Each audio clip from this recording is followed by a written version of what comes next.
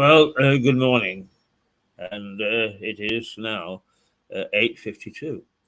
52, let's see, that's 30, 40, 50, 22 minutes after we would normally come on the air. But that is semi-deliberate because we've decided to make today a hiatus. Hiatus. In other words, we're going to take a pause from our regular programming. Nonetheless, I started to try and get us on the air at 20 past 8. And here it is at 10 to 9, and we've only just made it. One thing went wrong after another, and that's partly why we're taking a pause just for a day, because when these things go wrong, I have no idea how to fix them. The technical side of this business is not for me. I grew up with it when we had cameramen, when we had editors, when we had technicians, we had all those people to help put pictures and programs on air. Now it's down to one man and his dog, and the dog didn't turn up this morning.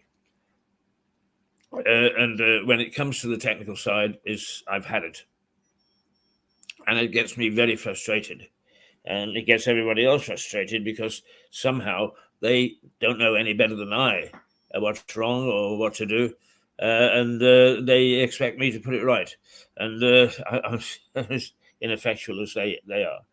That doesn't mean to say I'm not being critical of our team. On the contrary, we've got a brilliant team. For a small station, we've got a team way, way above the standard that is required for even the BBC. But what we don't have is we don't have anybody to look after the technical side. And so when it goes wrong, it goes wrong.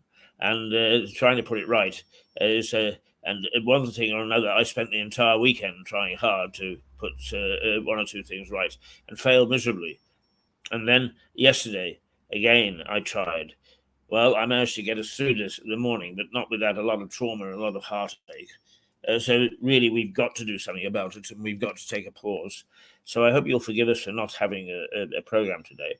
What we're trying to do is to bring you something, and hopefully, because it's still being downloaded from the edit suite, it's a stream of recent programs that just might amuse you just for 5 minutes if you tap in, while we actually figure out how to make sure that we don't go through this trauma day after day, which must be very frustrating for you.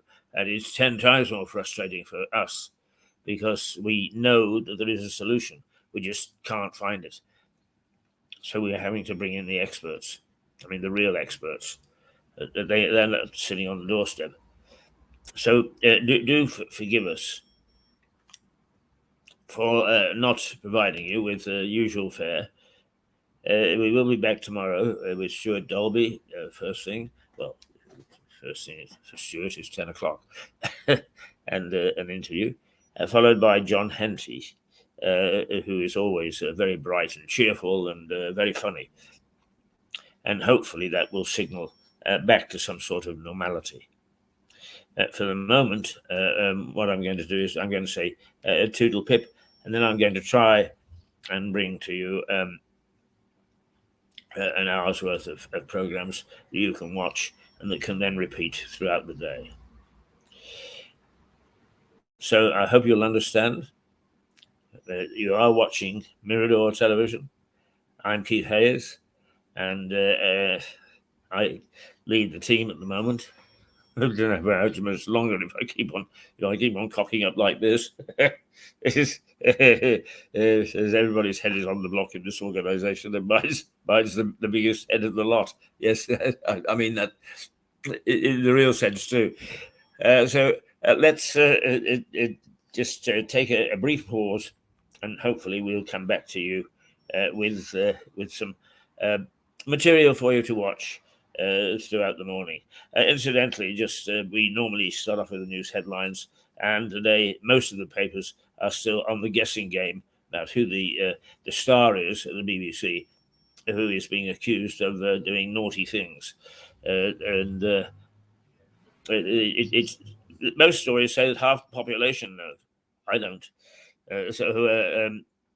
The guessing game goes on, and that's basically the newspapers. All right, we'll see you in a while. Bye.